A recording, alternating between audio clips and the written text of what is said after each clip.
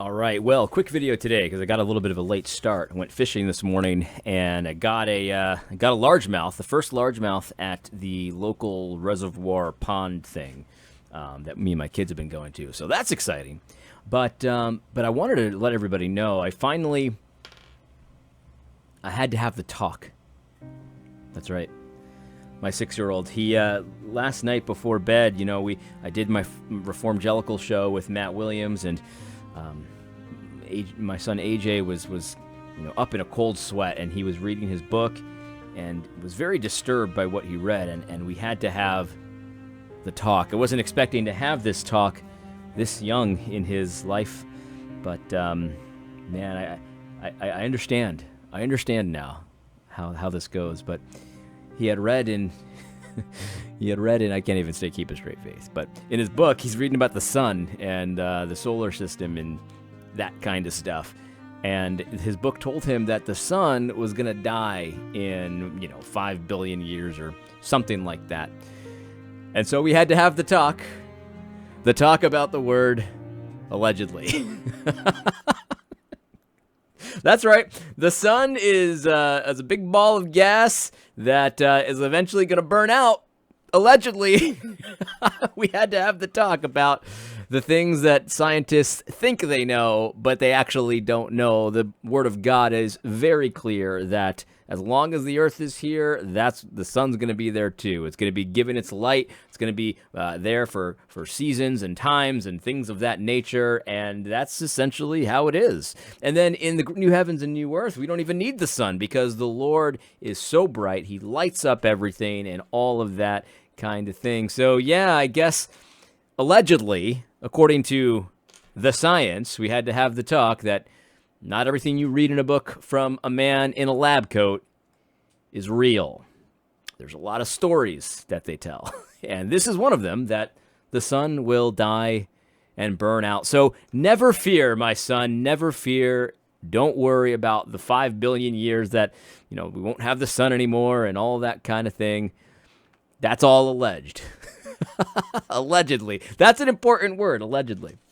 Anyway, but I wanted to also talk about this real quick. This I thought was so interesting. Dave sent this to me. Tax Slave Dave is what he goes by on Gab. And these are two Big Eva tweets. And they're strikingly similar. This is what Russell Moore said previous. A batch of breakthrough COVID has hit our house.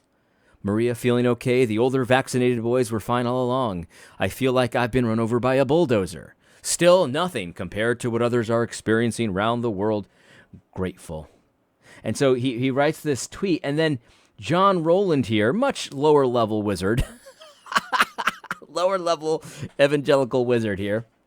I'm using a lot of Big Bear terms today. I don't know. I'm in a Big Bear mood today. John Rowland says essentially the same thing. A batch of breakthrough COVID has hit our house. It's the same sentence to open this tweet. And then he talks about his wife. My wife and I have been Pfizer vaccinated. And then he goes like this. I don't really know what that's supposed to mean, but feel beat. It is nothing compared to what others are experiencing without vaccination. Grateful. Please get vaccinated. It's remarkable because the wording is almost identical and the structure of the tweet. So maybe, John did it second, so maybe he saw Russell Moore's tweet and thought to himself, wow, that was such a great tweet. And look how good it made Russell Moore look. Maybe I'll say the same tweet and I'll get the same engagement. And, Russell Moore got 1,000 likes, 100 comments, and John Rowland here. It's 2 hours later, but he only has one comment. And it's identical though. And so it's like, who is writing these tweets? Like, did they just get an email? Okay, here's the new message. This is what we're going to send. You got the breakthrough COVID and your wife, and then talk about yourself, and then say get vaccinated because even though it doesn't work, even though the vaccine doesn't work, you might stay out of the hospital. But, even before the vaccine, you're probably going to stay out of the hospital too. So it doesn't work.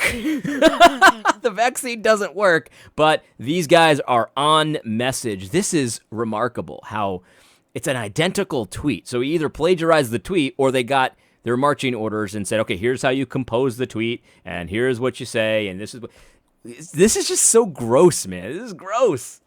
But anyway, let's continue this. I got a lot of mixed feedback on this one, and that's kind of what I expected because I felt like it was kind of boring. Some of you agreed with me that these two are kind of boring, at least this conversation, I'll say.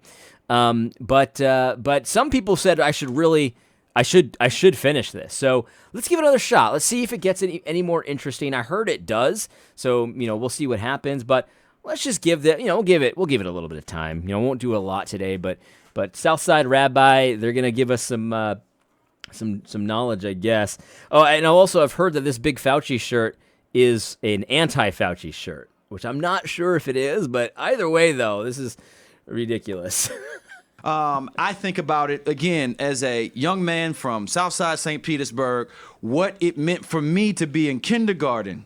Kindergarten. And before I was aware of anything called reporting, journalism, and before I knew anything about the what was happening in anybody's ivory tower, okay? I went to my predominantly white school. Yeah, okay. Oh, no. And I came home probably about 3 months into my time being there. This is my first experience really with the dominant culture, or what we would call majority culture, rather. White people. I came home and I pulled my mother aside and I said, hey, I don't want to be black anymore. Mm-hmm. I want to be white. Same thing Shailen's son said to him, yeah, too. Shailen's he just wrote an are you familiar with Shailen? For Gospel Coalition talking about how his son said the same thing to him in 2020. This is 2020, so right. this was years ago. Right. Because I'm 32 now. Mm-hmm. I was 6 at the time. My mother and her boyfriend at the time, who later became her husband, tried to sit me down and explain to me, here are all the things you should be proud about of being. Hold on a second. This is I want to comment on this story, but what is this? Is this a plastic thing to prevent COVID? I just can't even believe this. Is that what this is? A plastic thing to prevent COVID? I have to be mistaken. This can't be a plastic thing to prevent COVID. It just can't. Guys, I don't know if I can continue this. I just don't know. How?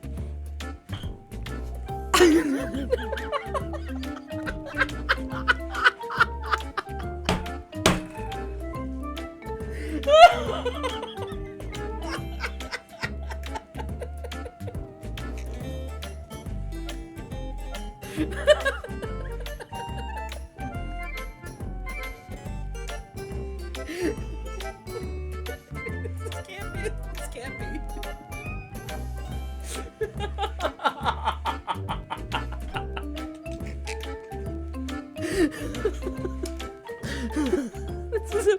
This is a plastic thing to prevent COVID. It can't be.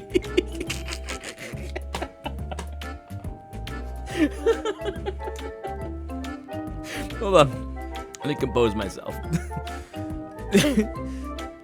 So the COVID particles, they go, and then they're just like, and they fall to the ground. They can't really believe this works, right? I mean, maybe it's not a plastic thing to prevent COVID, but if this is a plastic thing to prevent COVID, it has to be an empty virtue. They can't believe that this, they actually can't believe that this actually would work. Like the COVID particles can't go up here, and they can't go down here, and they can't go around it, because I can't imagine this is too long. This can't be. This can't be real. Guys, I can't. African American. Here are all the things that you can look to and find courage and strength. You shouldn't think this way. You're not less than.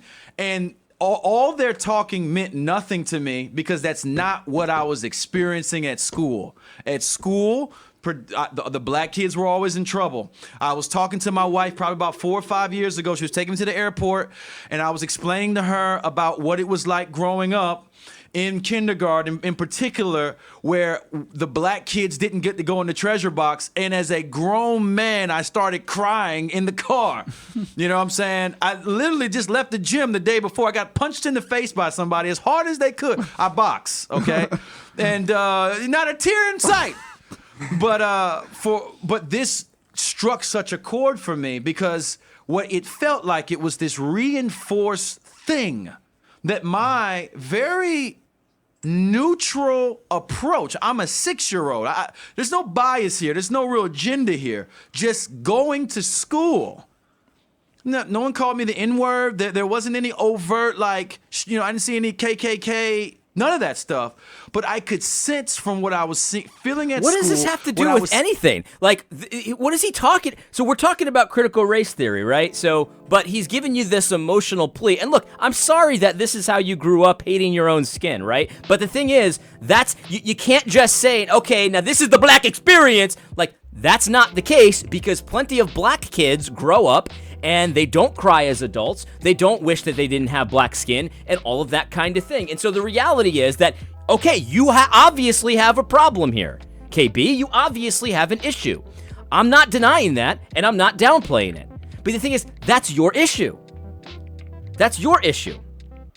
And that's the issue of wherever you grew up and all of that kind of thing. What does this have to do with critical theory?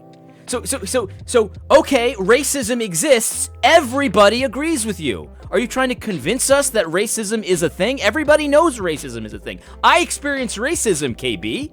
This is the thing that boggles my mind. It's like, I've experienced it as well. When I was young, I don't remember if I was 6 or what my age was, but I was pretty young, and I remember I was in elementary school. At least I know that. I experienced teasing and this and that and racism, just racism. That's all I'll say, right? And somehow, I didn't grow up hating my skin color. I didn't grow up hating the fact that I was Puerto Rican. I never had that talk with my father where he said, here's the Puerto Ricans that you need to celebrate, and this is why I never had that, right? So this is the reality. We need to figure out what the difference is, right? Because I experienced things in school, and I figured it out, right? And I didn't end up crying as an adult because of those things. I think about those things, and I think, man, I wonder, this is why I wonder to myself, too. I wonder if my kids will experience that, because my kids are half Puerto Rican, half white, but they're clearly Puerto Rican, all that kind of thing. I wonder what kinds of things they'll experience, and how do I be like my father to never, ever give them that excuse of being this poor victim and this and that and all that. I wonder that, because it's a reality of my life. But the thing is, like let's understand this. Like, you need to own that, KB. That's your issue, and we need to figure that out.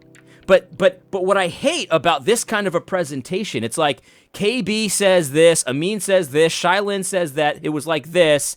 Therefore, that's the experience, and therefore it's everybody else's problem to figure out. That's actually not the case. That's actually not the case. And so, again, but what does this have to do with critical theory, right? So racism exists and critical theory exists. Racism exists and the fake critical race theory kind of racism exists as well. So what Neil's talking about is the phony baloney, fake, ridiculous nonsense, white supremacy, white privilege, all that kind of fake stuff. That's what Neil's talking about. He's not talking about the actual racism that everybody agrees exists. But what always happens in these conversations is they want to equivocate. So what are you saying? Racism ended? No, I'm not saying racism ended. So what are you saying? Racism doesn't exist?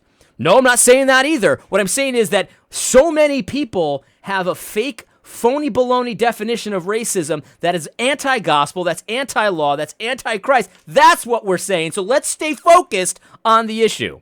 Now, it's hard to stay focused on the issue because people will start emoting like this. I'm sure he did cry. I don't think he's making this up. I'm sure he was an adult, just got punched. He's a big tough guy. He just got punched in the face in boxing class and then was weeping about something that happened to him when he was 6 years old. I'm sure that's true.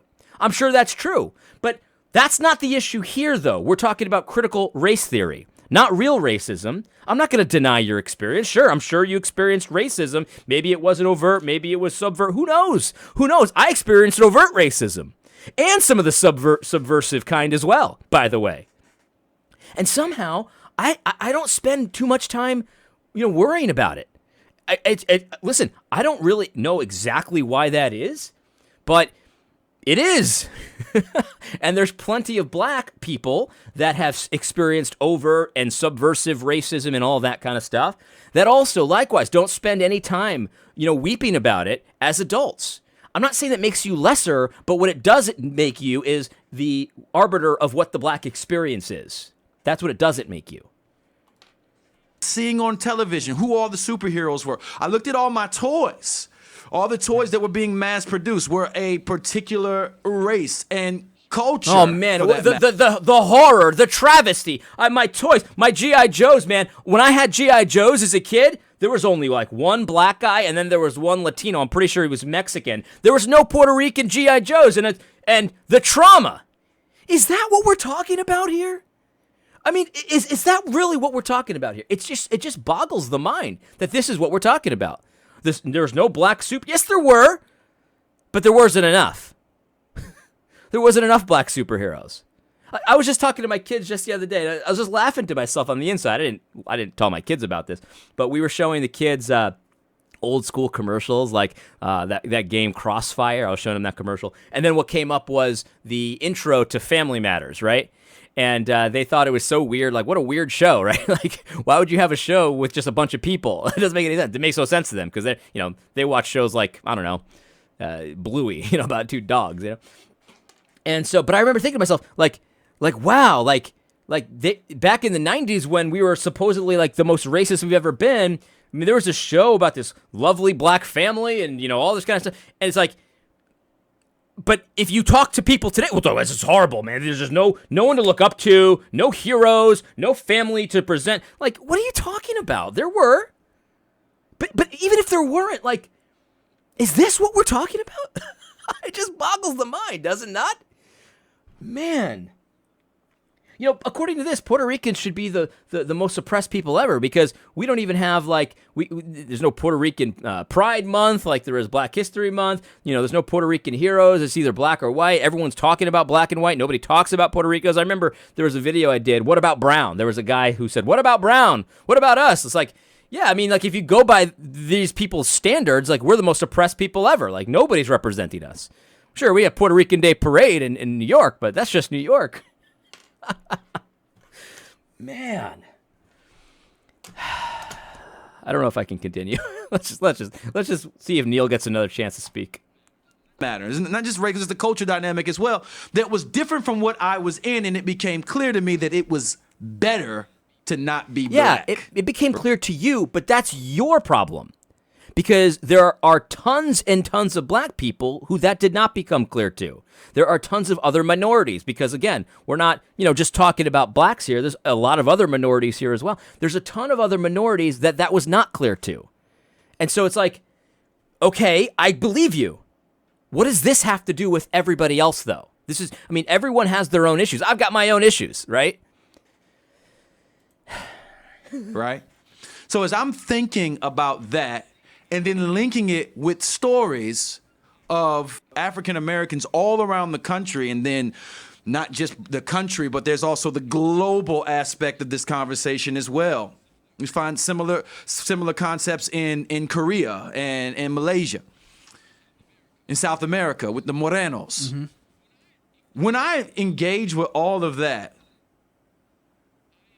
I am often struck by how critical race theory will come in and explain why some of that is happening, and I would agree exactly with the explanation, like to a T. And when they propose solutions, which is a separate thing, that's when my sort of Christian worldview kind of goes off. Yeah. But it's not a separate thing. So this is one of the newer plays, by the way. So in the last couple years, we've been talking about this thing. There's a movement to sort of make, okay, the diagnosis is okay, and it's the solutions that are offensive. It's both that are antichrist, because the diagnosis comes from a misunderstanding of the data, a misinterpretation of the data, right? The diagnosis is also all jacked up. They're both jacked up. Now, this doesn't mean that every single prediction that or thing that they notice is actually false. So, like, in other words, if there's something that they say is an example of racism, it actually might be an example of racism, maybe, right? But the reason why they say it's an example of racism is typically pretty jacked up, and the reason why they get that wrong is because they want to start applying it to everything else, right? So if a black guy gets lynched by a white guy, it could be an example of racism, and a critical race theorist might say, well, there's an example of racism. Okay, fine. But the thing is, every single time, but this is what the critical race theorist wants to do. Every single time a white and a black get in an altercation, it's a racist altercation, and that's actually not correct, right? So some of them might be, but some of them might not be. They might just be a regular altercation. Two people getting mad at each other and fighting, right? But so that's the thing. So the diagnosis is actually all jacked up as well. So keep that in mind as you're talking to these obvious critical race theorists. Like, let's just get this straight. I'm not woke. Yes, you are. Yes, you are. Keep that in mind, though, because they'll often try to say, well, the diagnosis and the explanations are good, but the solutions aren't. No, the solutions are terrible, don't get me wrong, but the diagnoses are actually also antichrist. They're wrong as well. They might accidentally fall into some accurate statements, but it's on accident. It's on accident that they fall into some accurate statements.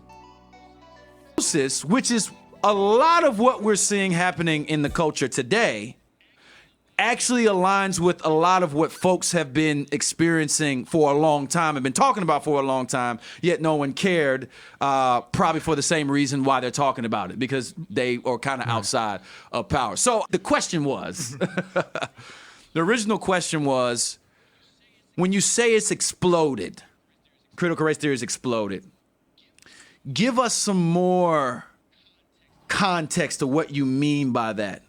Sure. Well, let me just this kind of stuff. I appreciate Neil because he's a very focused guy, way more than I am. I get distracted way too easily. But this is a game. Tell us what you mean. You know exactly what I mean. People are talking about critical race theory that never heard of it a year ago. People are teaching in the schools critical race theory overtly that they never knew what they were doing, but now they know. Like, this is it's such a freaking scam to be like, well, what do you mean by that? Well, you know full well what we mean by that. Come on, man. And say what you just described is like, I always say this when I do reviews. Not everything critical race theory says is wrong. I'm reading right now through the corpus, the works of Robin DiAngelo, who's the most prominent critical race theorist in the United States right now. Yeah, best-selling author, charges a lot of money to give seminars on racial sensitivity training. But I'm in the middle of her book. I'm almost finished her book, What Does It Mean to Be White? And she's talking right now about the problem of representation in media of black and brown people, and talking about how our media representations of blacks and brown people in movies, on the news, on TVs, it produces these ideas, these stereotypes that reinforce, are often very negative. And even if they don't intentionally reinforce negative stereotypes, they do reinforce what's called the racialization of society. So you notice race. You don't categorize people by some people have detached earlobes. Some people have earlobes that attach. Right. Sure. You don't look at when I describe some person like, Amin has this detached. He's a detached earlobe. He's a detacher. Right. But you wouldn't even, you'd be like, Amin's the black guy. But that's the salient feature I noticed if I want to describe someone. And more than that, DiAngelo points out how you don't usually describe people as the white guy. I mean, maybe if they're in the NBA, you're like, the white guy in the Mavericks. But others usually. That's totally false, by the way. That's completely false. I often describe people as white guys. I think this is a matter of which group you're in. If you're black, that white boy. You know what I mean? And Puerto Ricans do the same thing. It's that white dude. Like, that happens all the time. That's false, that statement. Is that wrong? Like, it means that black dude. Like, is that wrong? He's black. You talk about the Asian woman or the old Hispanic guy. So race is a important category socially, and even 6-year-olds notice that. They're not reading DiAngelo. They're not reading Kimberly Crenshaw. They notice that, and they pick up on these subtle cues who's on TV, who are the superheroes, what do they look like. So everything you described, I'd say, yeah, that's true. And in fact, let's put this in a Christian context. I always talk about for Christians. Of course, people notice. That's not the point. I noticed when I was a kid, but the point is, I didn't grow up with a chip on my shoulder about it. Like, it wasn't a big deal. That's what needs to be explored. What is it about certain people that makes it a huge deal versus others? You know, like, we had Family Matters and we had Full House, but we didn't have Boricuas that had a house where they're like, we didn't have any of that on TV. And you know what? It didn't match my experience because when I used to go to my grandparents' house, I'll never forget this. We used to sleep in the basement downstairs when we stayed over my grandparents' house in the Bronx. And every night, they would stay up all hours of the night playing dominoes and being loud and listening to, you know, Latino music that I didn't understand.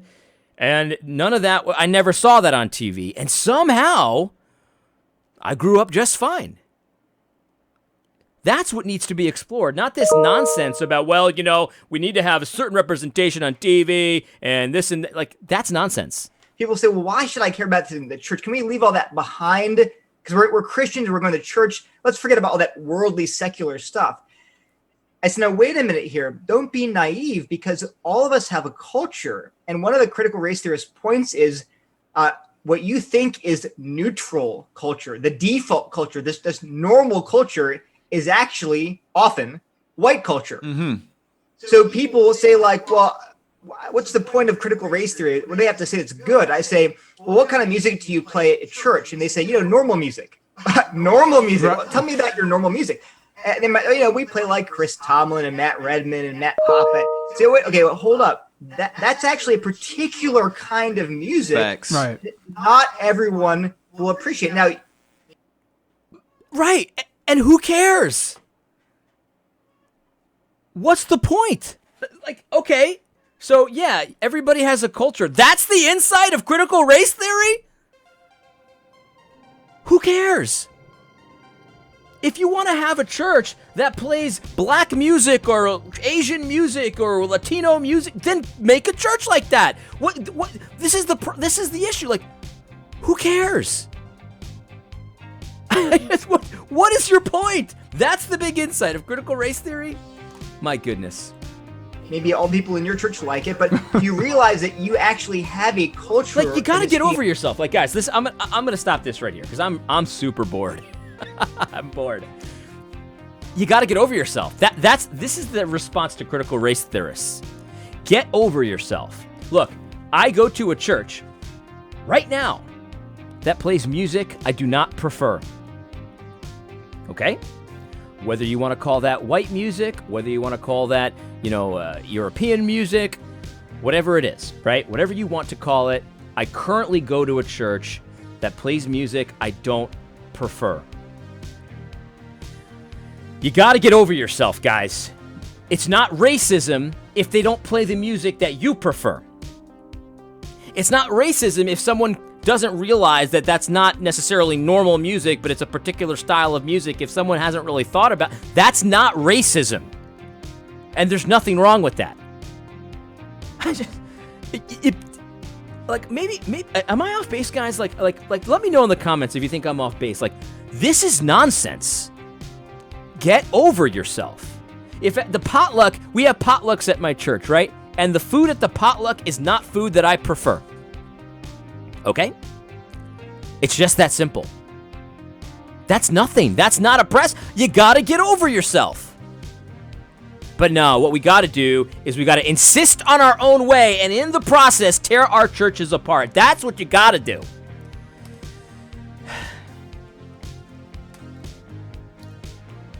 I hope you found this video helpful. God bless.